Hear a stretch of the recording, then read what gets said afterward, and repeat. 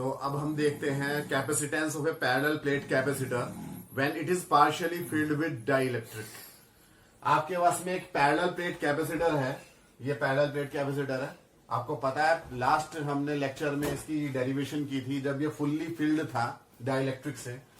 इसमें दो प्लेट्स होती हैं, एक प्लेट ये है और एक प्लेट ये है। फर्स्ट प्लेट जो होती है उसे हम पॉजिटिव चार्ज देते हैं, लेट हमने इसे प्लस क्यू चार्ज दे दिया है। और जो सेकंड प्लेट है उसके ऊपर अपने आप इंडक्शन की वजह से माइनस क्यू चार्ज प्रोड्यूस हो जाता है और इसका पॉजिटिव चार्ज अर्थ में चला जाता है, जैसे कि हमने लास्ट लेक्चर में डिस्कस किया था। अब हम क्या करेंगे, इसके बीच में हमने एक डाइइलेक्ट्रिक की एक वॉल रख दी है, टी इसकी विड्थ है यहां से लेकर यहां तक की। और वैसे अगर हम देखें तो प्लेट्स के बीच का टोटल गैप कितना है, डी। तो आप ये देखिए कि यहां पर एक इलेक्ट्रिक फील्ड जनरेट हो जाएगा, इलेक्ट्रिक फील्ड पॉजिटिव से नेगेटिव की तरफ। ये इलेक्ट्रिक फील्ड जनरेट हो गया है। डाई इलेक्ट्रिक में जो इलेक्ट्रिक फील्ड होगा वो बाहर एयर में इलेक्ट्रिक फील्ड से अलग होगा।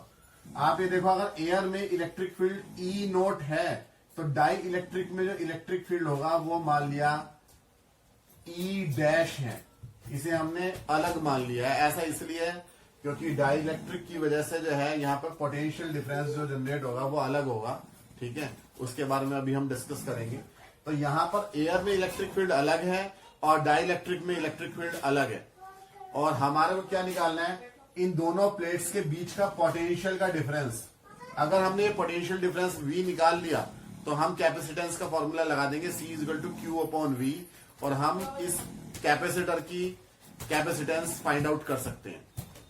अपने 2-3 लेक्चर पहले हमने इलेक्ट्रिक फील्ड और पोटेंशियल डिफरेंस में एक रिलेशनशिप फाइंड की थी और वो रिलेशनशिप क्या थी मैं आपको याद दिलाता हूं कि इलेक्ट्रिक फील्ड जो होता है वो minus delta V upon delta x के इक्वल होता है। और इसी को हमने बोला था पोटेंशियल ग्रेडियंट। इलेक्ट्रिक फील्ड जो है वो नेगेटिव ऑफ पोटेंशियल ग्रेडियंट के इक्वल होता है। इसी चीज को हम ऐसे भी लिख सकते हैं कि electric field is equal to potential difference minus delta V क्या है, चेंज इन पोटेंशियल। बड़े में से छोटे को माइनस कर लेंगे, ठीक है, तो टोटल पोटेंशियल डिफरेंस आ जाएगा। और अपॉन डेल्टा x क्या है, डिस्टेंस। तो यानी कि अगर हमें कहीं पर पोटेंशियल डिफरेंस निकालना है तो हम क्या करेंगे, इलेक्ट्रिक फील्ड में डिस्टेंस से मल्टीप्लाई कर देंगे जिन दो पॉइंट्स के बीच में निकालना है। तो इसलिए अगर हमें पोटेंशियल डिफरेंस इन एयर निकालना है, यहां जो है ये खाली जगह एयर है, यहां एयर है, यहां भी एयर है और ये बीच में डाइइलेक्ट्रिक है। डाइइलेक्ट्रिक जो है उसका डाइइलेक्ट्रिक कांस्टेंट K है। और तुम्हें पता है कि एयर का जो डाइइलेक्ट्रिक कांस्टेंट होता है वो वैल्यू 1 होती है, K की वैल्यू 1 होती है। तो अगर हम एयर को देखें तो एयर कितनी जगह में है, ये जो डाइइलेक्ट्रिक की जो स्लैब है ये तो T विड्थ में है और एयर कितनी जगह में है, D में से T को माइनस कर देंगे यानी D - T विड्थ में एयर है। तो एयर के लिए पोटेंशियल डिफरेंस क्या होगा, एयर में इलेक्ट्रिक फील्ड मल्टीप्लाई एयर की विड्थ। एयर में इलेक्ट्रिक फील्ड कितना मान रखा है हमने, E नॉट।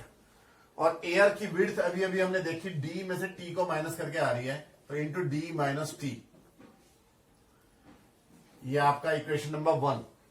इसी तरीके से अगर हम potential difference in dielectric देखें तो आ जाएगा आपके पास डाइइलेक्ट्रिक का इलेक्ट्रिक फील्ड जिसे हमने E डैश मान रखा है, ये फिगर में दिखा रखा है, इनटू डाइइलेक्ट्रिक की विड्थ। डाइइलेक्ट्रिक की विड्थ कितनी है, T, इक्वेशन नंबर 2। दोनों प्लेट्स के बीच में टोटल पोटेंशियल डिफरेंस, जो टोटल पोटेंशियल डिफरेंस है उसे हम V से डिनोट कर रहे हैं। तो टोटल पोटेंशियल डिफरेंस V कितना हो जाएगा, इन दोनों को ऐड करके आ जाएगा, potential difference in air plus potential difference in dielectric. क्योंकि दोनों जो है वो एक दूसरे के साथ में सीरीज में है तो दोनों को हम सीधा सीधा ऐड कर लेंगे, यानी कि E not into D - T plus E dash into T। तो ये हमारे पास में फॉर्मूला है। अब E नॉट क्या है, इलेक्ट्रिक फील्ड इन एयर। और electric field in air between plates के लिए हमने जो है एक पहले डेरिवेशन की थी, गॉस थ्योरम की जब एप्लीकेशन की थी कि आपके पास में एक इनफाइनाइट एरिया की एक जो है प्लेट है और इस प्लेट के ऊपर अगर मान लिया जो चार्ज है उसकी सरफेस चार्ज डेंसिटी सिग्मा है, तो इससे कुछ डिस्टेंस पे इलेक्ट्रिक फील्ड कितना होता है, सिग्मा अपॉन 2 एप्सिलॉन नॉट। और अगर दो प्लेट्स हैं, एक इधर पॉजिटिव प्लेट है और इधर नेगेटिव प्लेट है, तो इसकी वजह से भी कितना होगा, sigma upon 2 epsilon not, negative plate की वजह से भी। तो टोटल पोटेंशियल डिफरेंस, टोटल जो इलेक्ट्रिक फील्ड आएगा वो कितना आ जाएगा, sigma upon epsilon not, sigma upon 2 epsilon not plus sigma upon 2 epsilon not, यानी कि बीच में पॉजिटिव नेगेटिव प्लेट के बीच में जो टोटल इलेक्ट्रिक फील्ड होता है वो सिग्मा अपॉन एप्सिलॉन नॉट होता है। ये डेरिवेशन हम पहले कर चुके हैं, ठीक है। तो इसी को हम डायरेक्ट यूज कर रहे हैं। तो यहां पर electric field in air sigma upon epsilon not, जहां सिग्मा क्या है, surface charge density on this plate. Surface charge density क्या होती है, चार्ज अपॉन एरिया, तो सिग्मा है। तो डी माइनस टी, ये आपका यहां से मैंने उतार दिया, ई नॉट की वैल्यू रखी। इसी तरीके से यहाँ electric field in dielectric, dielectric में आपका क्या होता है, एप्सिलॉन नॉट के साथ में के और आ जाता है, तो ये ई डैश है, सिग्मा अपॉन एप्सिलॉन नॉट के, जहां के क्या है, डाइलेक्ट्रिक कांस्टेंट। एयर के लिए के की वैल्यू 1 होती है, तो अगर हम यहाँ 1 रखेंगे तो यही आ जाएगा सिग्मा अपॉन एप्सिलॉन नॉट। और कोई और मीडियम है, जैसे कि यहाँ पे हमने कोई प्लास्टिक रखा हुआ है या कोई कार्डबोर्ड रखा हुआ है, कोई भी इंसुलेटेड मटेरियल रखा हुआ है, वही आपका डाइलेक्ट्रिक होता है, तो उसके लिए के की वैल्यू उस हिसाब से आ जाएगी कि उसके लिए कितनी होती है, इंटू टी। दोनों में से क्या कॉमन आ जाएगा, sigma upon epsilon naught common आ जाएगा, D minus T plus T upon K, ये आ गया आपके पास में। बट सिग्मा क्या होता है, सिग्मा के लिए फॉर्मूला क्या होता है, surface charge density Q upon A होता है। तो इसलिए जो पोटेंशियल डिफरेंस V है, इस V का फॉर्मूला क्या आ जाएगा, सिग्मा की जगह हम क्यू अपॉन ए रख देंगे, Q upon A epsilon naught D minus T plus T upon K. तो ये हमारे पास में total potential difference between two plates आ गया। पोटेंशियल डिफरेंस पता है तो हमें कैपेसिटेंस भी निकाल सकते हैं। कैपेसिटेंस क्या होता है, चार्ज अपॉन पोटेंशियल डिफरेंस। तो चार्ज इन प्लेट्स के ऊपर है क्यू, और पोटेंशियल डिफरेंस यहां से आ गया इक्वेशन नंबर 3 से, तो ये 3 की वैल्यू को हम यहां पुट करेंगे, तो Q upon epsilon not a into D minus T plus T upon K, ये हमने जो है डिनोमिनेटर में ये V की वैल्यू यहां से रख दी। तो Q से Q कैंसिल और एप्सिलॉन नॉट ए घूम के कहां चला जाएगा, ऊपर। तो C इज इक्वल टू क्या हो जाएगा, epsilon not a upon D minus T plus T upon K. तो ये आपके पास में capacitance of A parallel plate capacitor when it is partially filled with dielectric का फॉर्मूला आ गया। अब यहां कई केसेस बन सकते हैं। केस नंबर फर्स्ट, इधर मैं कर रहा हूं, case first, fully filled with dielectric.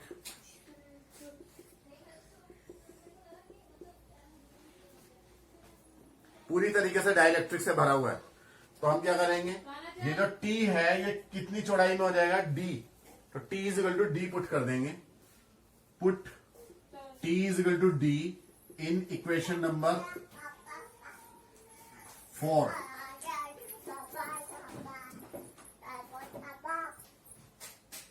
तो जब हम इस इक्वेशन नंबर 4 में T की जगह D पुट कर देंगे, तो यहाँ D माइनस डी कितना हो जाएगा, 0, और यहाँ जाएगा D अपॉन K, और K घूम के फिर ऊपर चला जाएगा, तो हो जाएगा K epsilon not A upon D। तो C इज इक्वल टू हो जाएगा K epsilon not A upon D। ये वही फॉर्मूला आ गया जो हमने इससे पिछले लेक्चर में हमने डेरिव किया था कि when fully filled with dielectric. Case number second क्या है, फुल्ली एयर। अगर आपके पास में पूरे में एयर ही एयर है, तो एयर है तो यानी कि ये डाइलेक्ट्रिक की चौड़ाई कितनी है, 0, T इज इक्वल टू 0। तो इक्वेशन नंबर 4 में T is equal to 0 put कर देंगे इन इक्वेशन 4। हमें क्या मिल जाएगा, ये 0 epsilon not A upon D। तो कैपेसिटेंस जो हो जाएगा वो epsilon not A upon D। ये भी वही फॉर्मूला आ गया जो हमने लास्ट डेरिवेशन में किया था कि फुल्ली जो है एयर होती है तो epsilon not A upon D आता है। तो यानी कि हमारी डेरिवेशन सही चल रही है, इससे हमें प्रूव हो रहा है, क्योंकि इसके रिजल्ट वही आ रहे हैं जो पहले आए हैं।